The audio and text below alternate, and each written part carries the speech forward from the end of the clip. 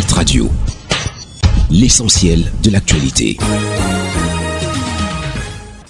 Messieurs, dames, bonjour et bienvenue sur Hit FM et cap sur l'essentiel de l'actualité. Crise anglophone, Tibor Nagy donne de terribles clés à l'indépendance aux Ambazoniens. Il exhorte les séparatistes anglophones du Cameroun à abandonner l'idée de l'indépendance basée sur la résolution 1608 de l'ONU. Il propose 3 voies pour l'autodétermination. Partisan d'une indépendance de l'État virtuel d'Ambazonie, composé des régions du nord-ouest et du sud-ouest du Cameroun, Tibor Nagy, ancien sous-secrétaire d'État américain pour l'Afrique sous l'administration Trump, a adressé, selon plusieurs confrères, un message fort aux séparatistes des régions anglophones du Cameroun. Aux sécessionnistes, le diplomate américain a exhorté d'abandonner tout espoir de voir la résolution 1608 de l'ONU les conduire vers l'indépendance tout en souhaité. Selon lui, cette résolution adoptée en 1961 faisait suite à une plébiscite où le sous-terme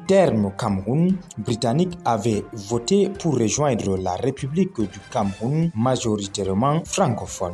En fin de mission, le représentant résident du système des Nations Unies reçu par John Guté, Siaka Koulibaly, le représentant résident du système des Nations Unies, est en fin de mission au Cameroun. Le diplomate a été reçu ce mercredi 21 août 2024 par le Premier ministre Joseph John Guté. Le diplomate onusien arrivé en fin de formation à Yaoundé est venu faire ses adieux au chef du gouvernement. Il était en poste au Cameroun pour une période transitoire de 6 mois en qualité de coordonnateur résident et coordonnateur humanitaire par intérim du système des Nations Unies au Cameroun. Siaka Koulibaly quitte le Cameroun au lendemain de la célébration le 19 août dernier de la journée mondiale de l'aide humanitaire. Au-delà de nos frontières,